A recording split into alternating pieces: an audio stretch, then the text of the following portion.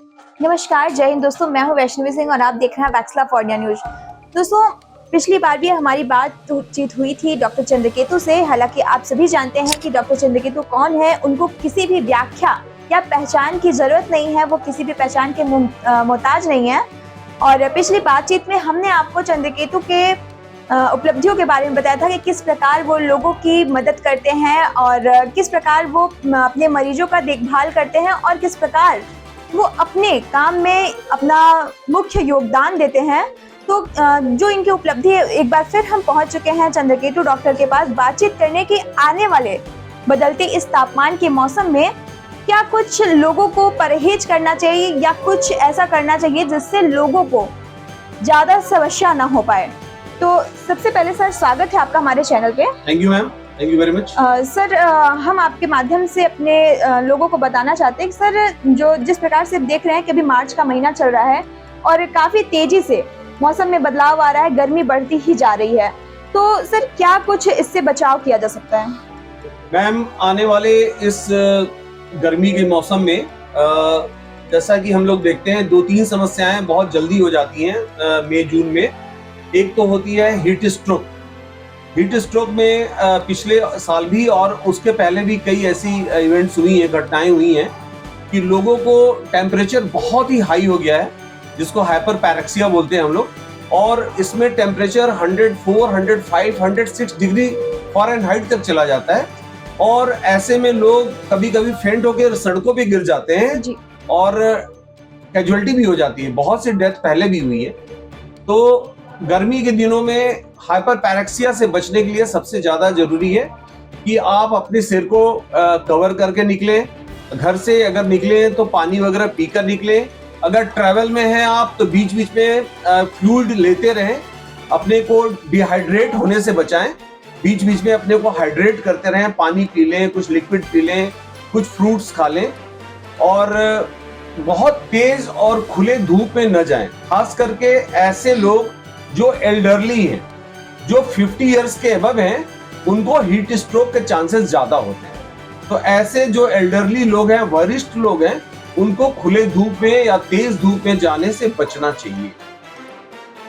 Sir, आपसे एक और सवाल है, क्योंकि आप सर डायबिटीज स्पेशलिस्ट हैं, तो मैं आपसे ये पूछना चाहती हूँ, क्या मतलब जो डायबिटीज के पेशेंट होते हैं, क्या ज्यादा गर्मी में उनके ऊपर कुछ अलग प्रभाव, कुछ ज्यादा प्रभाव पड़ता है, ऐसा कुछ उनके स्वास्थ्य को लेकर?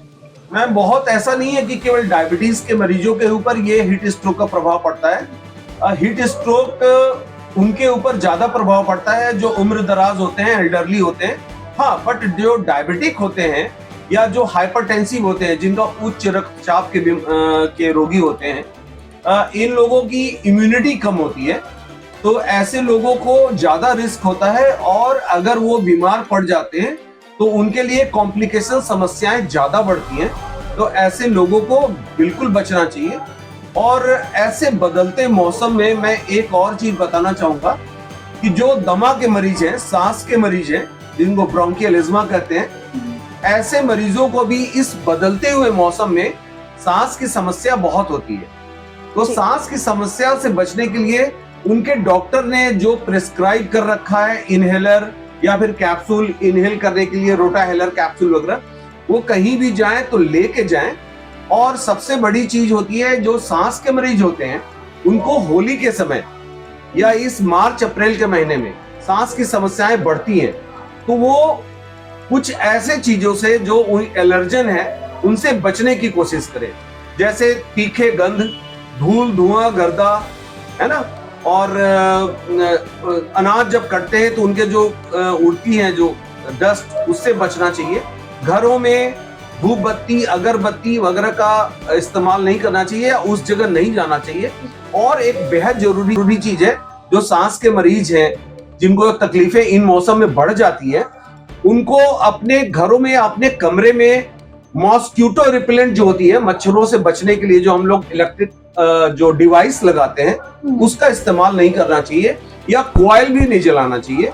इससे सांस की तकलीफें बढ़ सकती है। सर, अभी जैसे ये मार्च अप्रैल का महीना चल रहा है, जैसे मैंने आपको बताया कि तेजी से तापमान भी बढ़ रहा है साथ में, लेकिन सर क्या होता है कि शाम के टाइम में आते ही मौसम बहुत ठंड हो जाता है। और इतने टाइम में काफ़ी वायरल फैल भी रहे हैं लोगों में, ये बुखार, सर्दी, जुकाम, ये सब परेशानियां बढ़ रही हैं। तो सर क्या इसका कुछ ऐसा उपाय किया जा सकता है? जी मैम, बहुत अच्छा आपने पूछा। आप देखेंगे कि गर्मी के दिनों में और गर्मी के बाद या बदलते मौसम में या मानसून में वायरल बीमारियां बहुत सी घेर लेती हैं। जी जी। और आपने तो देखा होगा पिछले कई वर्षों में डेंगू और मलेरिया जैसी बीमारियां जी इन जी। दिनों ज्यादा हो जाती जी हैं। जी। तो देखिए, डेंगू और मलेरिया जैसी बीमारियों से बचने के लिए सबसे ज्यादा जरूरी है कि हम अपने घर के आसपास पानी इकट्ठे न होने दें, है ना। उनके लार्वा, उनके मॉस्किटोज वगैरह जन्म न लेने पाए ज्यादा। जी। तो सबसे ज्यादा जो खतरा होता है, अपने घर के आगे गड्ढे, पानी, जहां गांवों में घर के आगे पानी जमा होता है, नालियां होती हैं, उनको साफ रखें और उसमें डीडीटी पाउडर वगैरह का छिड़काव करें जो प्रशासन द्वारा बांटी जाती है। जी जी। तो मच्छरों से बचाव करना ही मलेरिया और डेंगू जैसी बीमारियों से बचने का सबसे बड़ा उपाय है। तो इससे बचने के लिए हमें इन सब चीजों को करना चाहिए। और बदलते मौसम में सर्दी, जुकाम वगैरह बहुत सी चीजें ऐसी होती हैं जो कि वायरल होती हैं, ज्यादातर वायरल होती है। तो उनसे बचने के लिए बस अपने डॉक्टर से समय समय पर मिलते रहें और ठंडे चीजों का इस्तेमाल न करें। दही, फ्रिज, ठंडा का पानी, बर्फ की पानी, ये सब चीज न ले ज्यादा। और अगर इस तरह का थ्रोट इरिटेशन, खराश, जुकाम हो तो आप अपने चिकित्सक से परामर्श करें। बहुत अच्छे सर। सर एक और सवाल आपसे करना चाहेंगे कि जैसे पिछले साल क्या हुआ था, पिछले साल गर्मी के मौसम में तापमान इतना ज़्यादा बढ़ा था कि जो भी हैं, जैसे हमारे प्रशासन का अगर हम बात करें तो कई सारे ऐसे हमारे नौजवान सिपाही थे जो रास्ते में अपनी ड्यूटी कर रहे हैं लेकिन उस दौरान अपनी जान गंवा बैठते हैं। ऐसे बहुत सारे केसेस आए थे। तो सर उन लोगों के लिए जो बाहर फील्ड में काम कर रहे हैं और सबके लिए काम कर रहे हैं, ना कि अपने किसी पर्सनल चीज़ के लिए काम कर रहे हैं, तो उनके लिए स्पेशल आप क्या सजेस्ट करना चाहेंगे कि नहीं, हाँ उन्हें ऐसा करना चाहिए ताकि उनके स्वास्थ्य सही रहे? बिल्कुल सही कहा मैम।